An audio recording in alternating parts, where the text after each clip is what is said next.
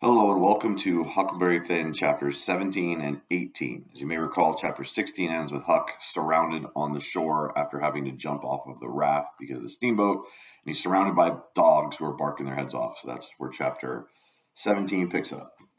In about a half a minute, somebody spoke out of a window without putting his head out and says, "Be done, boys. Who's there?" I says, "It's me." "Who's me?" "George Jackson, sir." "What do you want?" "I don't want nothing, sir. I only want to go along by, but the dogs won't let me." "What are you prowling around here this time of night for? Hey!" "I weren't prowling around, sir. I fell overboard off the steamboat." "Oh, you did you? Strike a light there, somebody. What'd you say your name was?" "George Jackson, sir. I'm only a boy." "Look here. If you're telling the truth, you needn't be afraid. Nobody'll hurt you. But don't try to budge. Stand right where you are. Rouse out Bob and Tom, some of you, and fetch the guns. George Jackson, is there anybody with you?" "No, sir, nobody." I heard the people stirring around the house now and see a light. The man sung out, "Snatch that light away, Betsy, old fool. Ain't you got any sense? Put it on the floor behind the front door. Bob, if you and Tom are ready, take your places." "All ready." "Now, George Jackson, do you know the Shepherdsons?" "No, sir, I never heard of them." "Well, that may be so, and it mayn't. Now, all ready. Step forward, George Jackson, and mind, don't you hurry. Come mighty slow. If there's anybody with you, let him keep back. If he shows himself, he'll be shot. Come along now. Come slow. Push the door open yourself. Just enough to squeeze in, do you hear?" I didn't hurry. I couldn't if I'd have wanted to. I took one slow step at a time, and there weren't a sound, only I thought I could hear my heart. The dogs were as still as the humans, but they followed a little behind me. When I got to the 3 log door steps, I heard them unlocking and unbarring and unbolting. I put my hand on the door and pushed it in a little and a little more till somebody said, that's enough. Put your head in." I'd done it, but I judged they would take it off. The candle was on the floor, and there they all was, looking at me and me at them for about a quarter of a minute. 3 big men with guns pointed at me, which made me wince, I tell you. The oldest gray and about 60, the other 2 30 or more, all of them fine and handsome. And the sweetest old gray-haired lady, the back of her 2 young women, which I couldn't see right well. The old gentleman says, "There, I reckon it's all right. Come on in." As soon as I was in, the old gentleman, he locked the door and barred it and bolted it and told the young men to come in with their guns, and they all went in the big parlor that had a new rag carpet on the floor and got together in a corner that was out of range of the front windows. There weren't none on the side. They held the candle and took a good look at me and all said, "Why, he ain't a Shepherdson. No, there ain't any Shepherdson about him." Then the old man said he hoped I wouldn't mind being searched for arms, because he didn't mean no harm by it. It was only to make sure. So he didn't pry into my pockets, but only felt outside with his hands and said it was all right. He told me to make myself easy and at home and tell about myself. But the old lady says, "Why, bless you, Saul, the poor thing's as wet as he can be, and don't you reckon it may be he's hungry?" "True for you, Rachel, I forgot." So the old lady says, "Betsy," this was an N-word woman, "you fly around and get him something to eat as quick as you can, poor thing. And one of you girls go wake up Buck and tell him, oh, here he is himself. Buck, take this little stranger and get the wet clothes off of him and dress him up in some of yours that's dry." Buck looked about as old as me, 13 or 14 or along there, although he was a little bigger than me. He hadn't on anything but a shirt and was very frowsy-headed. He came in gaping and digging one fist into his eyes, and he was dragging a gun along with the other one. He says, "Ain't they no Shepherdsons around?" They said no, 'twas a false alarm. "Well," he says, "if they'd have been some, I reckon I'd have got one." They all laughed, and Bob says, "Why, Buck, they might have scalped us all. You've been so slow in coming." "Well, nobody come after me, and it ain't right. I'm always kept down. I don't get no show." "Never mind, Buck, my boy," says the old man. "You'll have show enough all in good time. Don't you fret about that. Go along with you now and do as your mother told you." So here's number 1. The premise of this whole scene in the beginning is what's going on in these people's lives. They're so scared of Huck. When we got upstairs to his room, he got me a coarse shirt and a roundabout, that's a close jacket, and pants of his, and I put them on. While I was at it, he asked me what my name was, but before I could tell him, he started telling me about a blue jay and a young rabbit he had catched in the woods day before yesterday, and he asked me where Moses was when the candle went out. I said I didn't know, I hadn't heard about it before, no way. "Well, guess," he says. How am I going to guess, says I, when I never heard tell about it before? But you can guess, can't you? It's just as easy. Which candle? I says. Why, any candle, he says. I don't know where he was, says I. Where was he? Why, he was in the dark. That's where he was. Well, if you knowed where he was, what did you ask me for? Why, blame it. It's a riddle, don't you see? Say, how long are you going to stay here? You got to stay always. We can just have booming times. They don't have no school now. Do you own a dog? I've got a dog. He'll go in the river and bring out chips that you throw in. Do you like to comb up Sundays and all that kind of foolishness? You bet I don't, but Ma, she makes me. Confound these old breeches. I reckon I'd better put them on, but I'd rather not. It's so warm. Are you all ready? All right, come along, old hoss. Cold corn pone, cold corned beef, butter, and buttermilk. That is what they had for me down there, and there ain't nothing better than ever I'd come across yet. Buck and his ma and all of them smoked cob pipes, except the N-word woman, which was gone, and the two young women. They all smoked and talked, and I eat and talked. The young women had quilts around them and their hair down their backs. They all asked me questions, and I told them how Pap and me and all the family was living on a little farm down at the bottom of Arkansas, and my sister Mary Ann run off and got married and never was heard of no more. And Bill went to hunt them, and he weren't heard of no more. And Tom and Mort died, and then there weren't nobody but just me, and Pap left, and he was just trimmed down to nothing on account of his troubles. So when he died, I took what there was left because the farm didn't belong to us and started up the river, deck passage, meaning you didn't have a seat, like have a standing room on the deck. And I fell overboard, and that's how I come to be here. So they said I could have a home there as long as I wanted it. Then it was almost daylight, and everybody went to bed, and I went to bed with Buck. And when I waked up in the morning, drat it all, I had forgot what my name was. So I laid there about an hour trying to think, and when Buck waked up, I says, "Can you spell, Buck?" "Yes," he says. "I bet you can't spell my name," says I. "I bet you what you dare I can," says he. "All right," says I, "go ahead." Gorgejaxon.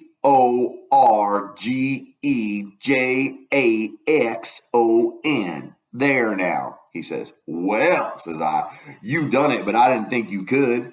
It ain't no slouch of a name to spell right off without studying."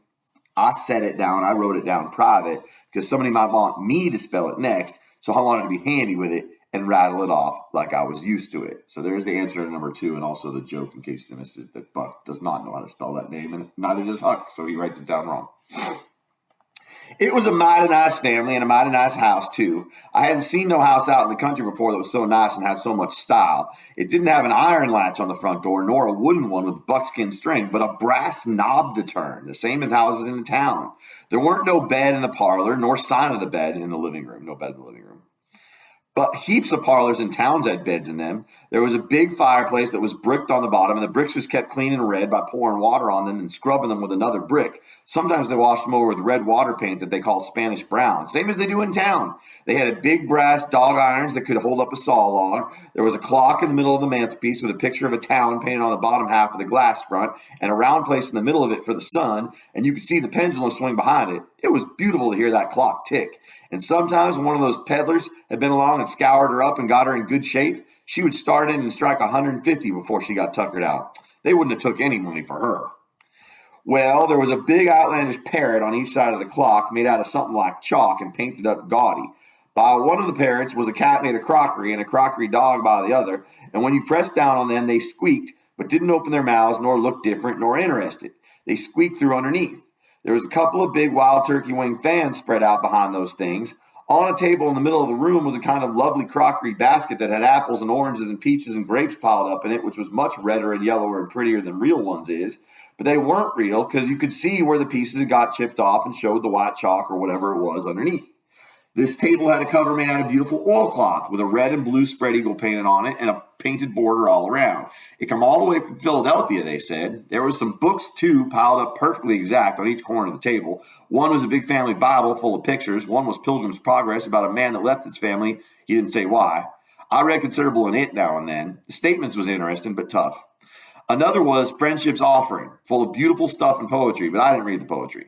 Another was Henry Clay's speeches, and another was Dr. Gunn's Family Medicine, which told you all about what to do if a body was sick or dead. There was a hymn book and a lot of other books. And there was a nice split-bottom chairs and perfectly sound, too, not bagged down in the middle and busted like an old basket. They had pictures on the walls, mainly Washingtons and Lafayettes and battles and Highland Marys, and one called Sign on the Declaration. There was some they called crayons, which one of the daughters was dead, made her own self when she was only 15 years old. They was different from any pictures I ever see before, blacker mostly than is common. One was a woman in a slim black dress, belted small under the armpits with bulges like a cabbage in the middle of the sleeves, and a large black scoop shovel bonnet with a black veil and white slim ankles crossed about with black tape and very wee black slippers like a chisel, and she was leaning pensive on a tombstone on her right elbow under a weeping willow, and her other hand hanging down her side holding a white handkerchief and a reticule, and underneath the picture it said, shall I never see thee more, alas. Another one was a young lady with her hair all combed up straight to the top of her head and knotted there in front of a comb with it like a chair back, and she was crying into a handkerchief and had a dead bird laying on its back in her other hand with its heels up, and underneath this picture it said, I shall never hear thy sweet chirrup no more, alas. There was one where a young lady was at a window looking up at the moon and tears running down her cheeks, and she had an open letter in one hand and black sealing wax showing on one end of it, and she was mashing a locket with a chain to it against her mouth. And underneath that picture it said, and art thou gone? Yes, thou art gone, alas. They was all nice pictures, I reckon, but I didn't somehow seem to take to them because if I was ever down a little, they always gave me the fan toss. It made me depressed, sad. Everybody was sorry she died because she had laid out a lot more of these pictures to do, and a body could see why what she had done, what they had lost. But I reckon that with her disposition, she was having a better time in the graveyard. She was at work on what they said was her greatest picture when she took sick, and every day and every night it was her prayer to be allowed to live till she got it done, but she never got the chance. It was a picture of a young woman in a long white gown standing on the rail of a bridge all ready to jump off, with her hair all down her back and looking up to the moon with the tears running down her face, and she had two arms folded across her breast, two arms stretched out in front, and two more reaching up towards the moon. And the idea was to see which pair would look best and then scratch out all the other arms, but as I was saying, she died before she got her mind made up. And now they kept this picture over the head of the bed in her room, and every time her birthday come, they hung flowers on it. Other times it was hid with a little curtain. The young woman in the picture had a kind of nice, sweet face, but there were so many arms, it made her look too spidery, seemed to me. This young girl kept a scrapbook when she was alive and used to paste obituaries and accidents and cases of patient suffering in it out of the Presbyterian Observer and write poetry after them out of her own head. It was very good poetry. This is what she wrote about a boy by the name of Stephen Dowling Botts that fell down a well and was drowned. Ode to Stephen Dowling Botts, deceased. And did young Stephen sicken, and did young Stephen die, and did the sad hearts thicken, and did the mourners cry? No, such was not the fate of young Stephen Dowling Botts, though sad hearts round him thickened. 'Twas not from sickness's shots. No whooping cough did rack his frame, nor measles drear with spots. Not these impaired the sacred name of Stephen Dowling Botts. Despised love struck not with woe that head of curly knots, nor stomach troubles laid him low, young Stephen Dowling Botts. Oh no! Then list with tearful eye, whilst I his fate do tell, his soul did from this cold world fly by falling down a well. They got him out and emptied him, alas, it was too late. His spirit was gone for to sport aloft in the realms of the good and great. If Emmeline Grangerford could make poetry like that before she was 14, there ain't no telling what she could have done by and by. Buck said she could rattle off poetry like nothing. She'd never have to stop to think. He said she would slap down a line, and if she couldn't find anything to rhyme with it, she would just scratch it out and slap down another one and go ahead.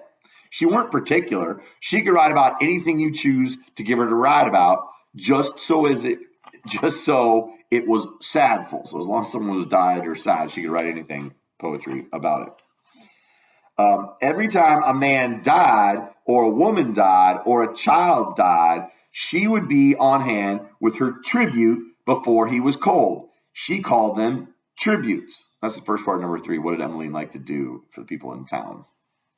The neighbors said it was the doctor first, then Emmeline, then the undertaker. The Undertaker never got in ahead of Emmeline but once, and then she hung fire on a rhyme for the dead person's name, which was Whistler.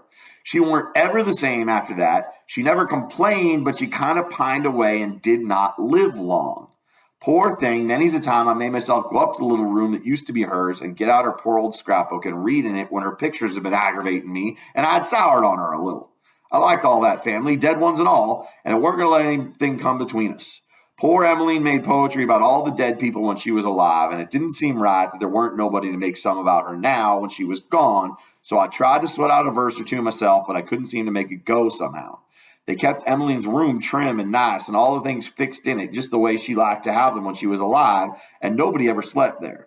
The old lady took care of the room herself, although there was plenty of N-words, and she sewed there a good deal and read her Bible there, mostly. So there's the second part, number 3. What happened to Emmeline has to do with the order of people getting to the body and her not being able to think of a rhyme. Well, as I was saying about the parlor, there was beautiful curtains on the windows, white with pictures painted on them, of castles of vines all down the walls and cattle coming down to drink. There was a little old piano, too, that had tin pans in it, I reckon, and nothing was ever so lovely so as to hear the young ladies sing The Last Link is Broken and play the Battle of Prague on it. The walls of all the rooms was plastered, and most had carpets on the floors, and the whole house was whitewashed on the outside. It was a double house, and the big open place betwixt them was roofed and floored, and sometimes the table was set there in the middle of the day, and it was a cool, comfortable place. Nothing couldn't be better, and weren't the cooking good, and just bushels of it, too. So that's the end of chapter 17, making the point that these people have this amazing house, this amazing life. Huck says they're handsome, they're polite. What could be the fatal flaw? Here we go, chapter 18. Colonel Grangerford was a gentleman, you see. He was a gentleman all over, and so was his family. He was well born, as the saying is, and that's worth as much in a man as it is in a horse.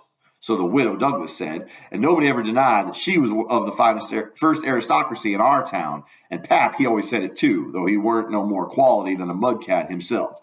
Colonel Grangerford was very tall and very slim and had a darkish, paley complexion, not a sign of red anywheres. He was clean-shaved every morning, all over his thin face, and he had the thinnest kind of lips and the thinnest kind of nostrils and a high nose and heavy eyebrows and the blackest kind of eyes, sunk so deep back that they seemed like they was looking out of caverns, as you may say.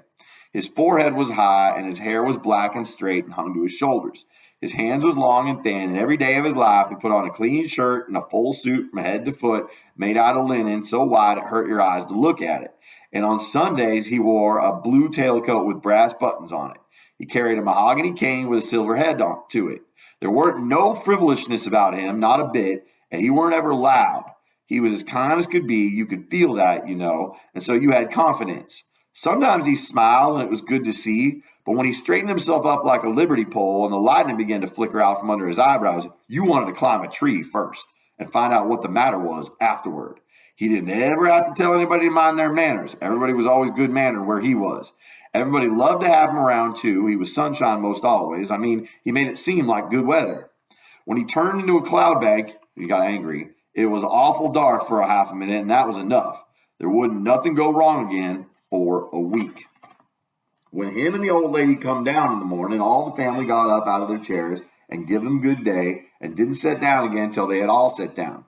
When Tom and Bob went to the sideboard where the decanters was and mixed a glass of bitters and handed it to him, and he held it in his hand and waited till Tom's and Bob's was mixed. And then they bowed and said, "All duty to you, sir and madam." And they bowed the least bit in the world and said thank you. And so they drank, all three, with Bob and Tom poured a spoonful of water on the sugar and the mite of whiskey or apple brandy in the bottom of their tumblers and gave it to me and Buck, and we drank to the old people, too. Bob was the oldest and Tom next. Tall, beautiful men with very broad shoulders and brown faces and long black hair and black eyes. They dressed in their white linen from head to foot like the old gentleman and wore broad Panama hats. Then there was Miss Charlotte. She was 25 and tall and proud and grand, but as good as she could be when she weren't stirred up. But when she was, she had a look that would make you wilt in your tracks like her father. She was beautiful. So was her sister, Miss Sophia, but it was a different kind. She was gentle and sweet like a dove, and she was only 20. Each person had their own N-word to wait on them. Buck, too. My N-word had a monstrous easy time because I weren't used to having anybody do anything for me, but Buck's was on the jump most of the time. This was all there was of the family now, but there used to be more. 3 sons, they got killed, and Emmeline that died, the emo girl who did all the pictures and poetry. The old gentleman owned a lot of farms and over 100 N-words. Sometimes a stack of people would come there horseback from 10 or 15 mile around and stay 5 or 6 days and have such junketings round about and on the river and dances and picnics in the woods, daytimes and balls in the house, nights. These people was mostly kinfolks of the family. The men brought their guns with them. It was a handsome lot of quality, I tell you. There was another clan of aristocracy around there, 5 or 6 families, mostly of the name of Shepherdson. They was as high-toned and well-born and rich and grand as the tribe of Grangerfords. The Shepherdsons and the Grangerfords used the same steamboat landing, which is about 2 miles above our house. So sometimes when I went up there with a lot of our folks, I used to see a lot of the Shepherdsons there on their fine horses. One day, Buck and me was away out in the woods hunting and heard a horse coming. We was crossing the road. Buck says, "Quick, jump for the woods." We done it and then peeped down the woods through the leaves. Pretty soon, a splendid young man come galloping down the road, setting his horse easy and looking like a soldier. He had his gun across his pommel. I had seen him before. It was young Harney Shepherdson. I heard Buck's gun go off in my ear, and Harney's hat tumbled off from his head. He grabbed his gun and rode straight to the place where we was hid, but we didn't wait. We started through the woods on a run. The woods weren't thick, so I looked over my shoulder to dodge the bullet, and twice I seen Harney cover Buck with his gun, and then he rode away the way he came, to get his hat, I reckon, but I couldn't see. We never stopped running till we got home. The old gentleman's eyes blazed a minute. 'Twas a pleasure, mainly, I judged. And then his face sort of smoothed down, and he says, kind of gentle, "I don't like that shooting from behind a bush. Why didn't you step into the road, my boy?" "The Shepherdsons don't, Father. They always take advantage." Miss Charlotte, she held her head up like a queen while Buck was telling his tale, and her nostrils spread and her eyes snapped. The 2 young men looked dark and never said nothing. Miss Sophia, she turned pale, but the color come back when she found out the man weren't hurt. That is some foreshadowing. Miss Sophia was very concerned about Harney Shepherdson. Wonder why. Soon as I could get Buck down by the corn cribs under the trees by ourselves, I says, "Did you want to kill him, Buck?" "Well, I bet I did." "What did he do to you?" "Him? He never done nothing to me." "Well, then, what'd you want to kill him for?" "Why, nothing. It's only on account of the feud." "What's a feud?" "Why, where was you raised? Don't you know what a feud is?" "Never heard of it before. Tell me about it." "Well," says Buck, "a feud is this way. A man has a quarrel with another man and kills him, and that other man's brother kills him. And then the other brothers on both sides goes for one another. Then the cousins chip in, and by and by everybody's killed off and there ain't no more feud. But it's kind of slow and it takes a long time." "Has this one been going on long, Buck?" "Well, I should reckon. It started 30 years ago or somewheres along there. There was trouble about something, then a lawsuit to settle it, and then the suit went again one of the men, so he up and shot the man that won the suit. Which was he would naturally do, of course. Anybody would." "What was the trouble about, Buck? Land?" "I reckon maybe. I don't know." So here's answer number 4, not quite the answer number 5 yet, is what is the cause of the feud? And it's a little bit vague, but generally it's about probably this one thing that people argue about. "Well, who done the shooting? Was it a Grangerford or Shepherdson?" "Laws, how do I know? It was so long ago." "Don't anybody know?"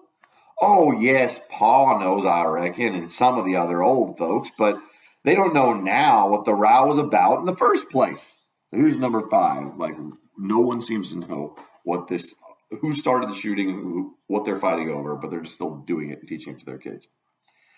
"Has there been many killed, Buck?" "Yes, right smart chance of funerals, but they don't always kill. Pa's got a few buckshot in him, but he don't mind it because he don't weigh much anyway. Bob's been carved up some with a Bowie knife, and Tom's been hurt once or twice." "Has anybody been killed this year, Buck?" "Yes, we got one and they got one. About 3 months ago, my cousin Bud, 14-year-old, was riding through the woods on the other side of the river and didn't have no weapon with him, which was blame foolishness. And in a lonesome place, he hears a horse coming behind him and sees old Baldy Shepherdson a linking after him with his gun in his hand and his white hair a flying in the wind. Instead of jumping off and taking to the brush, Bud allowed he could outrun him. So they had it nip and tuck for 5 miles or more, the old man again and all the time. So at last Bud seen it weren't any use, So he stopped and faced around so as to have the bullet holes in front, and the old man, he rode up and shot him down. But he didn't get much chance to enjoy his luck, for inside of a week, our folks laid him out. I reckon that old man was a coward, but I reckon he weren't a coward, not by a blame sight. There ain't a coward amongst them Shepherdsons, not a one, and there ain't no cowards amongst the Grangerfords either. Why, that old man kept up his end in a fight one day for a half an hour against 3 Grangerfords and come out winner. They was all horseback. He lit off his horse and got behind a little woodpile and kept his horse before him to stop the bullets. But the Grangerfords stayed on their horses and capered around the old man and peppered away at him, and he peppered away at them. Him and his horse both went home pretty leaky and crippled, but the Grangerfords had to be fetched home, and one of them was dead and another died the next day. No, sir, if a body's out hunting for cowards, he don't want to fool away any time amongst them Shepherdsons, because they don't breed any of that kind. So here's Buck defending how the Shepherdsons, the neighboring family, the feud family, is actually very brave and cowards. They all think they're all very brave and non-cowardly. What effect does that have? Number 6. Next Sunday, we all went to church about 3 miles, everybody a horseback. The men took their guns along, so did Buck, and kept them between their knees or stood them handy against the wall. Shepherdson's done the same. It was pretty ornery preaching all about brotherly love and such like tiresomeness, but everybody said it was a good sermon, and they all talked it over going home and had such a powerful lot to say about faith and good works and free grace and predestination, and I don't know what all, but it did seem to me one of the roughest Sundays I had run across yet. So the very famous scene of the Shepherdsons and the Grangerfords sharing the same church. They bring their guns. They listen to the sermon. What's it about? They all agree with it. That's number 7. About an hour after dinner, everybody was dozing around, some in their chairs and some in their rooms, and it got to be pretty dull. Buck and a dog was stretched out on the grass in the sun, sound asleep. I went up to our room, and I judged I would take a nap myself. I found that sweet Miss Sophia standing in her door, which was next to ours, and she took me in her room and shut the door very soft and asked me if I liked her. I said I did. She asked me if I would do something for her and not to tell anybody, and I said I would. Then she said she'd forgot her Testament, her Bible, and left it in the seat at church between 2 other books. And would I slip out quiet and go there and fetch it to her and not say nothing to nobody? I said I would. So I slid out, slipped off up the road, and there weren't anybody at the church except maybe a hog or two, for there weren't any lock on the door, and hogs likes a punching floor in summertime because it's cool. If you notice, most folks don't go to church only when they've got to, but a hog is different. Says I to myself, something's up. It ain't natural for a girl to be in such a sweat about a testament. So I give it a shake, and out drops a little piece of paper with 2:30 wrote on it with a pencil. I ransacked it, but I couldn't find anything else. I couldn't make anything out of that, so I put the paper in the book again. When I got home and upstairs, there was Miss Sophia at her door waiting for me. She pulled me in and shut the door. Then she looked into the Testament till she found the paper, and as soon as she read it, she looked glad. And before a body could think, she grabbed me and gave me a squeeze and said I was the best boy in the world and not to tell anybody. She was mighty red in the face for a minute, and her eyes lighted up, and it made her powerful pretty. I was a good deal astonished. But when I got my breath, I asked her what the paper was about. And she asked me if I had read it, and I said no. And she asked me if I could read writing, and I told her no, only coarse hand. And then she said the paper weren't anything but a bookmark to keep her place, and I might go and play now. So he said I couldn't read cursive, just coarse hand, and the message was in cursive. So he pretended not to be able to know what it said. I went off down to the river, studying over this thing, and pretty soon I noticed that my N-word was following along behind. When we was out at the side of the house, he looked back and around a second, and then comes a-running and says, Moss George, if you'll come down into the swamp, I'll show you a whole stack of water moccasins. Those are poisonous snakes that live in water. Nightmare fuel. Thinks I, that's mighty curious. He said that yesterday. He ought to know a body don't love water moccasins enough to go around hunting for them. What is he up to anyway? So I says, all right, trot ahead. I followed about a half mile. Then he struck out over the swamp and waded ankle deep as much as another half mile. We come to a little flat piece of land, which was dry and very thick with trees and bushes and vines. And he says, you shove right in there, just a few steps, Moss George. That's where they is. I seen him before. I don't care to see him no more. Then he slopped right along and went away, and pretty soon the trees hid him. I poked into the place a ways and come to a little open patch as big as a bedroom, all hung around with vines, and found a man laying there asleep, and by jings, It was my old Jim. I waked him up, and I reckoned it was going to be a grand surprise to see me again, but it weren't. He nearly cried. He was so glad, but he weren't surprised. Said he swum along behind me that night and heard me yell every time, but doesn't answer because he didn't want nobody to pick him up and take him into slavery again. Says he, I got hurt a little and couldn't swim fast, so I was a considerable ways behind you. Toward the last, when you landed, I reckoned I could catch up with you and land about having to shout at you. But when I see that house, I begin to go slow. I was too far off to hear what they say to you. I was afraid of the dogs. But when it was all quiet again, I knowed you was in the house, so I struck out for the woods to wait for day. Early in the morning, some of the N-words come along, gone to the fields, and they tucked me in, showed me this place, where the dogs can't track me on account of the water. And they brings me truck to eat every night and tells me how to use getting along. Why didn't you tell my Jack to fetch me here sooner, Jim? Well, 'tweren't no use to disturb you, Huck, till we could do something. But we's all right now. I've been a-buying pots and pans and victuals, and I's got a chance and a-patching up the raft nights. When, what raft, Jim? Our old raft. You mean to say our old raft wasn't smashed all to flinders? No, she weren't. She was tore up a good deal. One end of her was, but there weren't no great harm done. Only our traps was most all lost. And if we hadn't dived so deep and swum so far underwater and the night hadn't been so dark and we weren't so scared and been such pumpkin heads, as the saying is, we'd have seed the raft.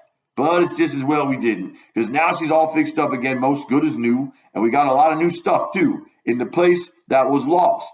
Why, how'd you get a hold of the raft again, Jim? Did you catch her? How I going to catch her out in the woods? No, some of the N-words found her catched on a snag along here in the bend, and they hid her in a crick amongst the willows, and they was so much jawing about which of them she belonged to the most that I come to hear about it pretty soon. So I ups and settles the trouble by telling them she don't belong to none of them, but to you and me. And I asked them if they going to grab a young white gentleman's property and get hiding for it.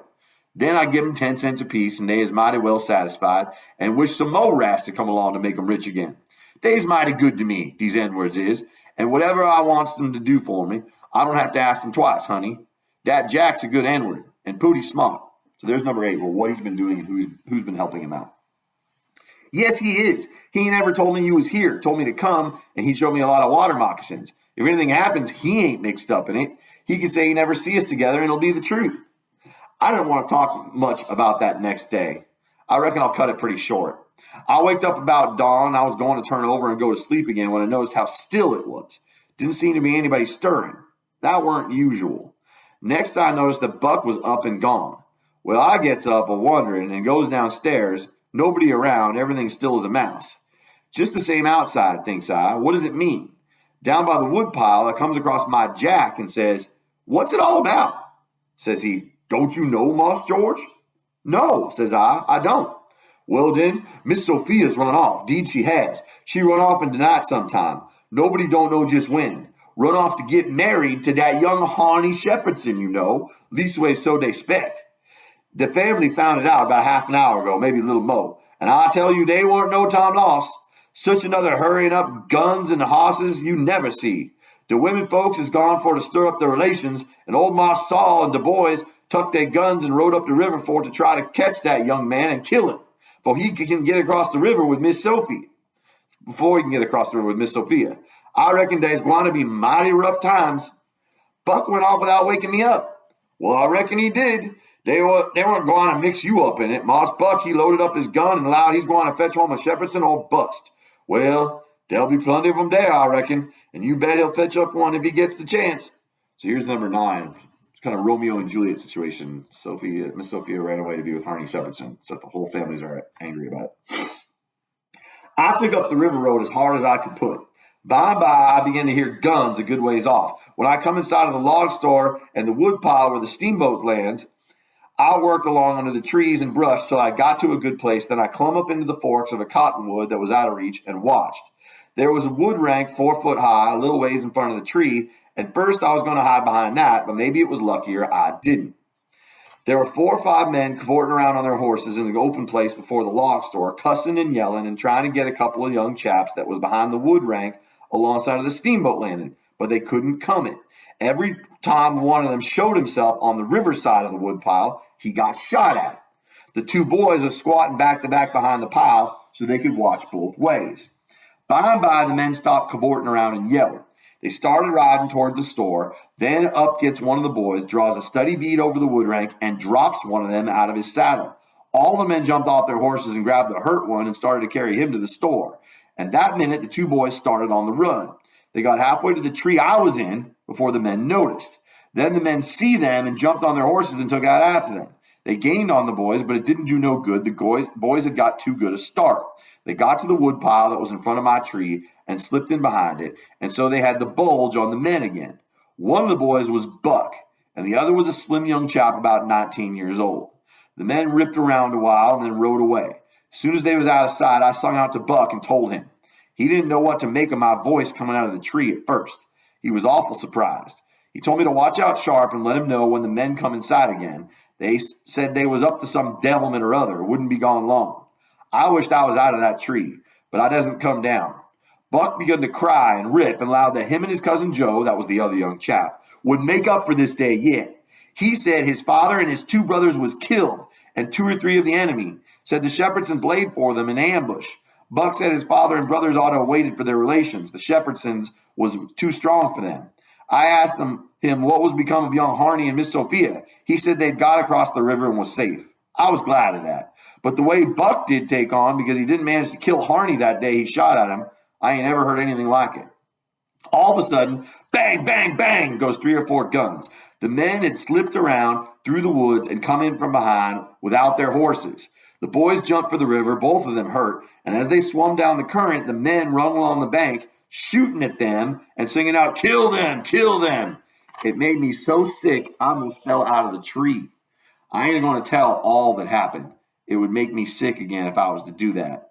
I wished I hadn't ever come ashore that night to see such things. I ain't ever going to get shut of them. Lots of times, I still dream about them. So this is one of the more serious parts of the book. Huck, clearly traumatized by what he saw his young friend be killed. I stayed in the tree till it began to get dark, afraid to come down. Sometimes I heard guns away off in the woods, and twice I seen little gangs of men gallop past the log store with guns. So I reckoned the trouble was going on. I was mighty downhearted, so I made up my mind I wouldn't ever go near that house again because I reckoned I was to blame somehow. I judged that piece of paper meant that Miss Sophia was to meet Harney somewheres at 2:30 and run off. So I judged I ought to told her father about that paper and the curious way she acted, and then maybe he would have locked her up, and this awful mess wouldn't ever happen. She's blaming himself, poor guy. When I got down out of the river, I crept along down the riverbank a piece and found the 2 bodies laying in the edge of the water and tugged at them till I got them ashore. Then I covered up their faces and got away as quick as I could. I cried a little when I was covering up Buck's face, for he was mighty good to me. It was just dark now. I never went near the house, but struck through the woods and made for the swamp. Jim weren't on his island, so I tramped off in a hurry for the creek and crowded through the willows, red hot to jump aboard and get out of that awful country. The raft was gone. My souls, but I was scared. I couldn't get my breath for most a minute. Then I raised a yell. A voice not 25 foot from me says, "Good land, is that you, honey? Don't make no noise." It was Jim's voice. Nothing ever sounded so good before. I run along the bank a piece and got aboard, and Jim, he grabbed me and hugged me. He was so glad to see me. He says, "Laws bless you, child. I was right down, show you's dead again. Jack's been here. He say he reckon you's been shot because you didn't come home no more. So I just this minute starting to raft down to the mouth towards the mouth of the creek, so as to be all ready to shove out and leave as soon as Jack comes again and tells me for certain you is dead. Lawsy, I was mighty glad to get you back again, honey." I says, "All right, that's mighty good. They won't find me, and they'll think I've been killed and floated down the river. There's something up there that'll help them think so. But don't you lose no time, Jim, but just shove off for the big water as fast as ever you can." I never felt easy till the raft was 2 miles below there and out in the middle of the Mississippi. Then we hung up our signal lantern and judged that we was free and safe once more. I hadn't a bite to eat since yesterday, so Jim got out some corn dodgers and buttermilk and pork and cabbage and greens. There ain't nothing in the world as good when it's cooked right. And whilst I ate my supper, we talked and had a good time. I was powerful glad to get away from the feuds, and so was Jim to get away from the swamp. We said there weren't no home like a raft after all. Other places do seem so cramped up and smothery, but a raft don't. You feel mighty free and easy and comfortable on a raft. And there's number 11 and the end of chapter 18.